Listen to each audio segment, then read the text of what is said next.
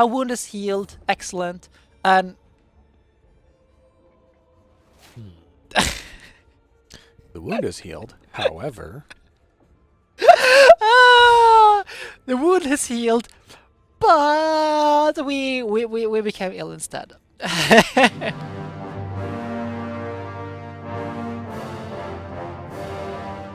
Our liege is now at war.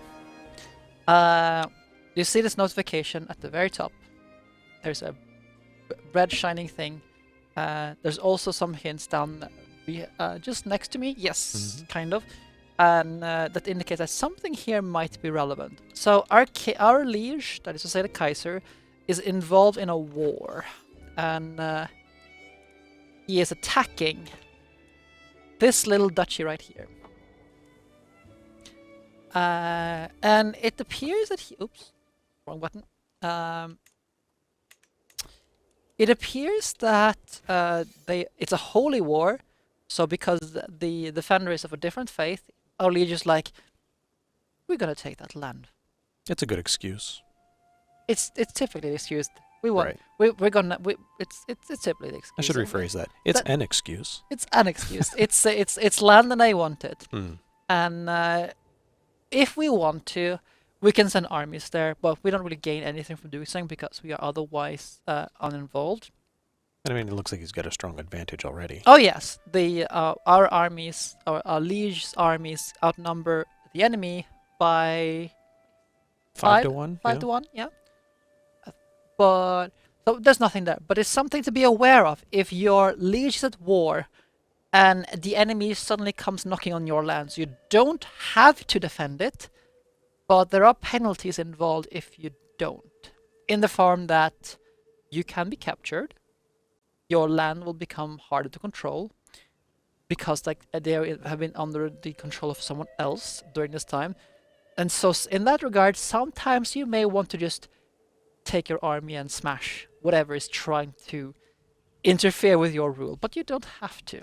The peasants do tend to get a bit upset when there's marauding armies walking through their farms. They do, for some reason, and they do tend to get upset if this marauding army decides to, hey, you, I want your wheat. Mm, And yeah. I'm not going to take no for an answer. Mm. So they tend to look poorly upon us for not protecting them from exactly, and they don't care much. It's you are protected by your liege. You protect them. So if you don't do it, they will get upset. So And whose army is walking into our lands here? Is that That's our neighbor? This is Yeah, a it is our neighbor, neighbor. but they are not involved with any of us. You can see that the icon is gray, Mhm. so they are not they're not involved in any of us. You see up here, this army here is like kind of red-orangey, Mhm. which means that they are a hostile army, but they're not your enemies. Enemy armies are red, like stark red. You can't miss it. So if our liege declares war on somebody, does that mean we are also at war with them? Not directly. We Okay. are in that regard, we are a hostile. They are hostile to us, Mhm. and we are hostile to them. Mhm. So if we sent troops there, our troops would fight? Yes. Okay. But we are not directly involved in this war, so there's no reason for us to do so. Nothing to gain for us. Only to lose. It's only things to lose. Will we be able to use control on PC version? No, that is not in the plan. Let's see. First, the Holy Roman Empire imploding into many small nations is absolutely something that can happen if the emperor loses a bunch of wars, because then those who are within the realm may think, hey, you can't protect. We don't trust you to protect us. They lose faith in his ability. Yes, and then they will rise up and demand independence because they can do better on their own. And this is actually one of the things that happens at the game start here. That it can happen, because let's go into the factions here. Okay, we don't have any factions against the liege right now, but sometimes the vassals will say, "Hey, you're not doing a good job. We want independence," and this can happen for a myriad of reasons, and you can even make them on yourself. Which means that anyone, with any vassal within your realm, and the liege's realm, will rise up and become independent. Which is how you often see a realm shattering. Because they don't They can do better on their own. Because they just can't hold it together. Nope. That's just how it is. Oh, so here's another thing you can notice on the map like this. Right now we're mousing over Hungary. And you can see like this, there's a kind of like a highlight between like two shades here. This is a good indication to see that there's a war going on in Hungary, and in this case it's a civil war of some sort. We can look at this screen right here, and you can see all these fires, these on the side. Oh, that's your brother-in-law. That's my brother-in-law. Hmm. So all of these, like these symbols with fires here, they are at war with this character. So this could, for example, be a good opportunity for us to pounce on Hungary if we were so inclined. And when you play as Bohemia, you may be so inclined because there is a very good duchy right here. This duchy that is currently highlighted. Let's go into the map, duchy map mode, and we can show you. This one. Holding the right trigger. Right trigger. Mm-hmm. Let's go into the duchies. The Duchy of Neutra has another gold mine. There is a gold mine in, I believe it's this province right here. Well, it isn't constructed at the game start. But they can be built. It can be built here. And you can only do it if you hold it. But if you do, you gain a lot of money. If you want to go to war for a title that you don't hold, the one you will go ask to fix that little issue is your bishop. Your bishop will do some digging in the archives to see there's definitely a reason for you to have this title. Definitely. And his little like incentive is just to make sure that in the eyes of the God, your claim is correct. And I mean, it takes some time out of his valuable day. Yes, so yes. So, you know, make sure his time is well compensated. Exactly. Because all of this money could then go to improving the alms of the poor, right? Or whatever it is they do in the church. He also is responsible for converting your realm. If you have other religions that you want to get rid of, like from your realm for the time being. You have your Chancellor, which is capable of doing a bunch of things. The most common one to use is either foreign affairs or domestic affairs. Integrate title means is if you have... it's not relevant for us right now. But let me show that to you all. The striped lines right here. This is what is called de jure drift. It is when if a title, this is say France, the Kingdom of France, holds a series of duchies for a long period of time. These duchies will then eventually have their allegiance to the Kingdom of France rather than the Kingdom of Aquitaine. And it is one way to secure your power, even if like your realm shatters for some reason, typically because of partition. We don't have to worry about the partition right now, but it means that when your realm becomes shattered across and your titles are given, if you have both the Kingdom of Aquitaine and the Kingdom of France, you only keep the Kingdom of France if you have 2 kids, right? And the jure drift will then allow you to keep more of your land within your main title. So basically, the duchy there gets used to reporting up to the Kingdom of France leader and says, "All right, fine, we'll be French." Yep, we'll be French now. All right. And that is what the integrate title does. It increases the rate of this happening because it's normally very slow. Sends people into the town and says, "Hey, French king is a pretty cool guy.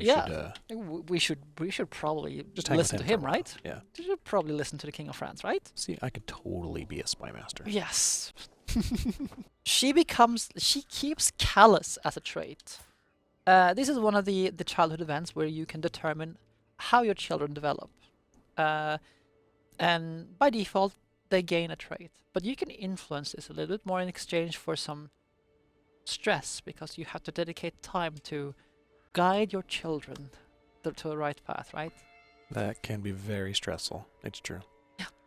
And she's callous, which means that she's a little bit indifferent. It's Yeah. like, yeah, you do you. Doesn't care for you. Indifferent, for sure. But listen, there are some advantages to that. But in our case, not really. So let's see if there's anything else we can do here. This criminal is not worth your attention, which can make her arrogant. Arrogant is also another rather powerful ability. Let's see. Come on, come on. There. Let's take a look at that. And arrogant gives you more prestige. And as you can see, it also makes you don't like your liege very much. You are better than everyone else, right? But you get some prestige because you are, you know, you are not very shy about telling others about how superior you are. You're superior and everybody needs to know it. Exactly. And finally, we have she can become compassionate. And this, as you can see, if you're compassionate, that is one of the opposites, because there are traits in this game that are opposites of each other.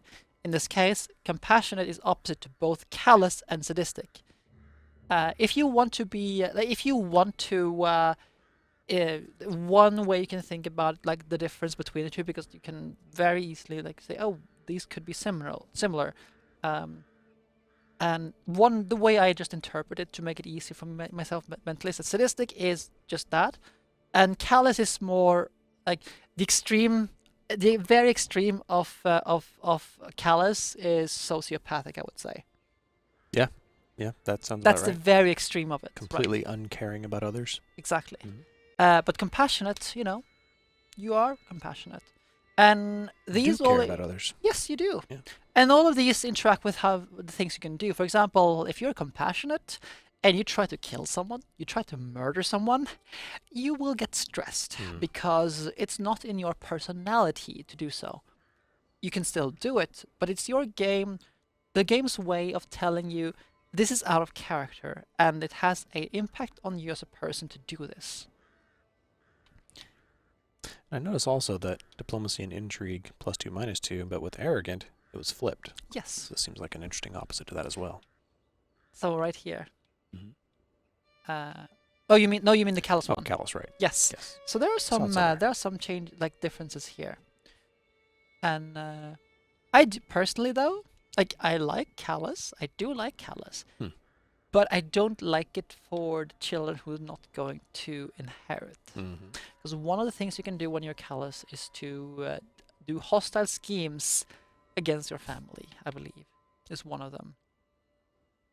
And it's kind of not great. So we're going to, be cash. Go with compassion. Yes. So increase county control. Control is how, what sort of iron grip do you have on your counties? And this affects how much taxes you get from there, how many soldiers you get from this province. As you can see right now, we have one province you can do with it. It's highlighted in green. As the control gets lower and lower, it turns more and more red. Blue meaning it's fine. However, this is a holding we don't control. So it's controlled by this guy. And because of that, he can just take care of it himself. Our marshal is better suited for doing other things, right? Let's see. We are constructing something here. Right. I now remember what I was supposed to tell you all about earlier before we got distracted by events. See, this is the thing with this game. There's always something interesting happening to talk about. Now, what I was going to say is we mentioned at the start of the stream that Bohemia is good because you are very safe here. You have these mountains here blocking paths into your realm. Ways you can expand this even more is to construct defensive buildings in these castles around here. And we can do this right here. We have the outpost, which gives more soldiers and more defenders. You're stronger when you fight here. So, but also we have the forest forts, which increases first of all, the fort level, which means that the enemy needs to have more soldiers in order to take this province.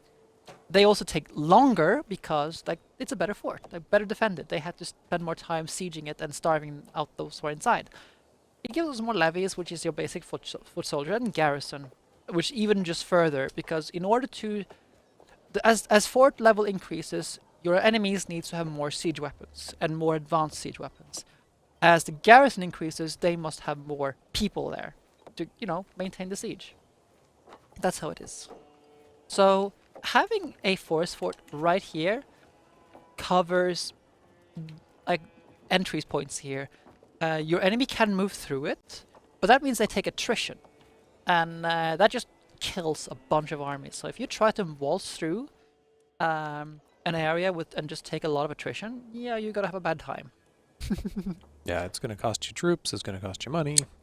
It's just all bad around, but there are some times when it's worth spending that time.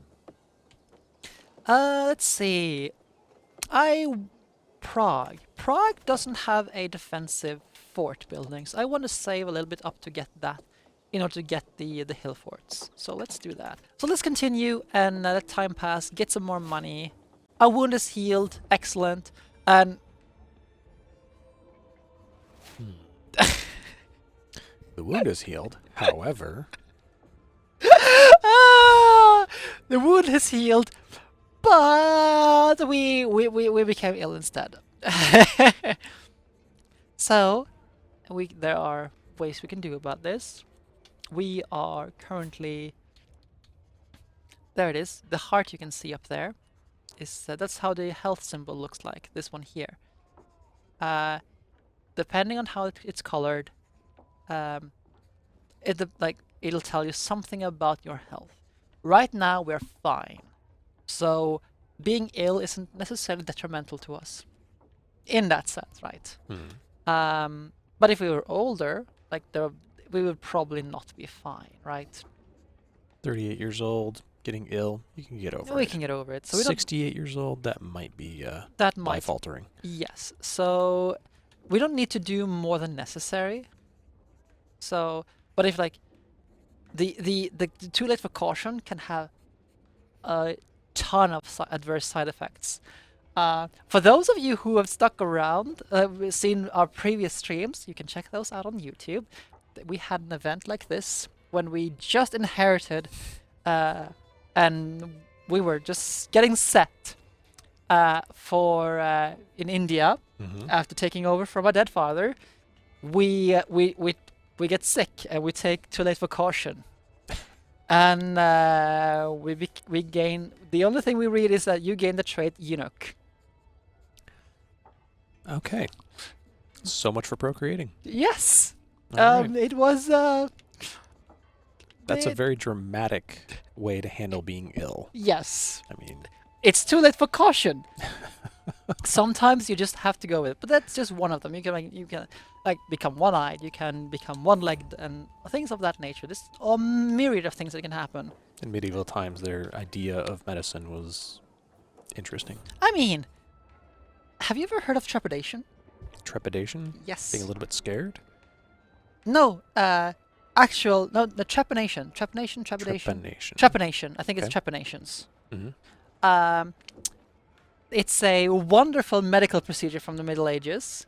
Is that the Said one where they to- drill a hole in your head? Yes. Oh, okay. Let the evil spirits out? Yes. Yeah, that's exciting. It is. Let's see. I am obligated to go to that party, or the good Duke visits his lessers occasionally. We can increase control, or we can. There's some. Spy Master Insult them. invited me to a private feast. That could go good or bad. I mean, a private feast with our Spy Master and getting a friendship with our Spy Master is actually very good, because few things are more dangerous than a Spy Master who hates you. Yeah, that seems like a bad place to be. But at the same time, we don't really lose anything from touring. Like, I don't see any downsides here of going to this. I do like this one because it gives us a bunch of bonuses. So let's visit them. Sure, why not? Let's have a party. Let's see here. Ah, we lost the trait, the ill trait. We're no longer ill. Now, it's been a while since we took a look at our family. We do have the advantage of house seniority is that we don't really need to worry about educating our children because we'll always have the oldest member inheriting. I mean, there are risks inherent in that. Yes, there are. Your heir being sent, winding up dying on you. That would be terrible. Yes. You've got 7 children though. That's quite a few. I mean, we are of a bounteous loin. Indeed. We are very active. Mm-hmm. On that note, though, let's take a look at the before we begin thinking about wrapping things up, because we are a dynasty, and part of this is, being the head of the dynasty, and we are. I'm not going to try to pronounce that, but as your family grows in power, there are many ways to increase this. Like having your family be independent rulers will drastically increase this. Just having your family rule will increase the amount of dynastic renown you get. And as you get more of them, you will begin to unlock certain legacies. And they are powerful ways for you to change how your dynasty is perceived, how your dynasty is thematically as a family. For example, is your family like a very lawful, like do you enforce the laws like by being fair? You have a good bureaucracy to keep on track of everything. You have these just your entire family is just based around this whole thing of managing this realm, and eventually you start getting, just because of this, like people like you. I'm This good just enough. low. I'm smart enough, and doggone it, Yes. people like me. And at the end there, you can just have more land under your control because your family just knows about it. Or is your family more in the shadows, doing, being scared? People are scared of your family because, like, yeah, they are kind of scary. And if you don't watch yourself, you will find yourself with a dagger in your back. And going off like this is how you will change how your family is perceived and how powerful your family is at something. And so these are things that stick with your family throughout the generations. Exactly. Okay. And it counts for everyone in your family. Hmm. So even though you're playing, you might be playing the head of the dynasty, it also affects your children. And anything they do can also have other implications of this. So, for example, let's take the Bounteous Loins perk. This makes you more fertile, which gives you more children, right? Makes sense. That accounts for everyone in your family. So suddenly your entire family will just have more and more kids. They will become better educated by default, just generally. And just your spouses, the wives and the husbands of your family will start liking each other more. And people will be less likely to die during pregnancy, because that's a thing during this time. And the dynasty itself, just we're a tight family. We care for each other. And finally, it's as you grow older, your body gets weaker. But for certain families, this is not the case. And you become more wise with age. Things of this nature. And all of this is part of this. Seems pretty powerful. But very long-lasting positive effects. it is. So this is something you can only do if you're a dynasty head, because you may not play as a dynasty head. So take care of that. But there's a way you can get around that, where you will make your own house, like a cadet. You branch off from your main house to make your own little cadet branch, in which you are the head, but you still keep some of that legacy of your forefathers. Things of that nature. Interesting. There's a lot to this. There's layers. There are many layers, in here. and this is why I like Bohemia to start with. We have now covered a myriad of topics. We have had the game really running for 5 years. Just 5 years we've gotten in. Mostly just talking about all the things you can do. And as you can see, we are pretty safe. This is very good place to be if you want to just take an aspect and focus on it. We want to learn. Always want to learn. Leave it to the generals. Ha! Always learning. Mm-hmm. And It's good life advice right there. it is. It is. Always never stop learning. Mm-hmm. There's one thing to take away from this. Never stop learning. For sure. But, like, the petty realms around us, they don't concern us. We haven't even got gotten no real threat, right? They aren't a threat right now. The only, like, the biggest threat for us, in a way, is Bavaria, to our south. But, like, he doesn't really have any claims on us. They also don't have any borders with us. Angry up here, they're busy already. So, there's that. And so we are safe. We can do whatever we want. And this is not even touching on the military aspect of this game, which we right now have automated. Mm-hmm. And There were certainly opportunities to partake in that today, but we chose not to. which we just elected not to, Mm-hmm. because it's like it's whatever we want to do with our character. And my favorite thing to do in this game isn't necessarily to play the optimal strategy. There's always, because for me it's about the characters. But this is entirely up to you. If you want to go forth and conquer, the world is your oyster. This world is whatever you make it out to be. And that is really the drive and what your characters want. What do you want from your characters? And in the case of us, as the Duke of Bohemia, we want, the way I see it, is that we want to, spread the law, the order of law, and we want to, make a powerful realm that is stable, where the people are happy, because a happy people means more power to us, more influence to us. But through those who would oppose us, we are happy where we are, just building up our realm.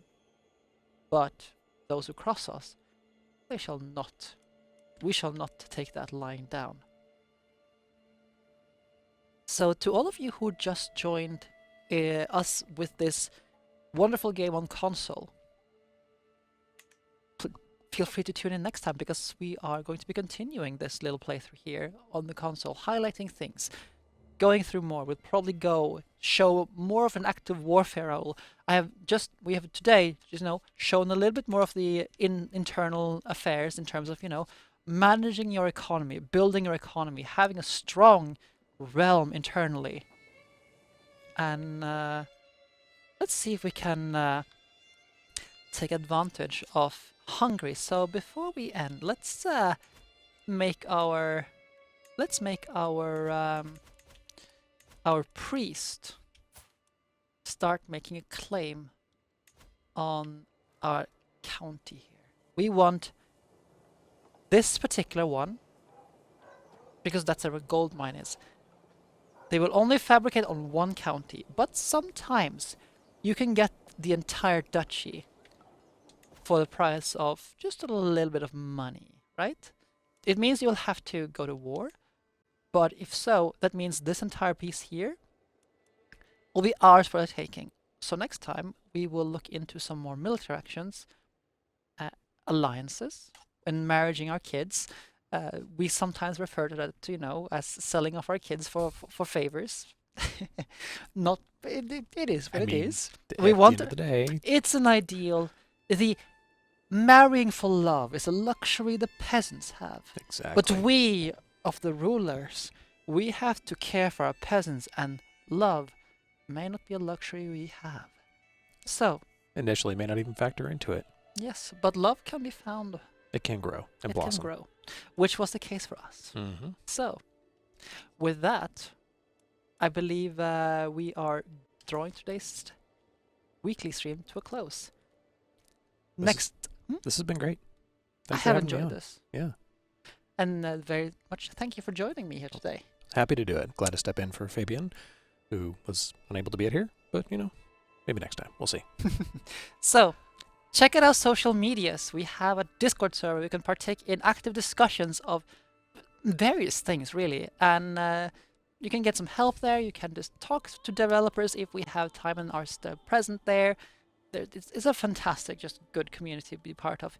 You can check out our YouTube channel for previous playthroughs to see all the other things that we get up to here on the channel when we play other campaigns and the challenges. We still have a punishment going on for failing a previous campaign, and I still shudder. The last punishment we got was chocolate-covered onions. You can look at that on the YouTube. It was awful. Fabian looked like he really enjoyed it. Yes, let's go with that. You can check out our TikTok. We have a TikTok account where we have just many things that happens throughout. Check out our Twitter for the latest news if you just want to have a feed of things that are going on and ongoing events. We have a dev diary on the forum. The latest one is all about the things that are special about the console version.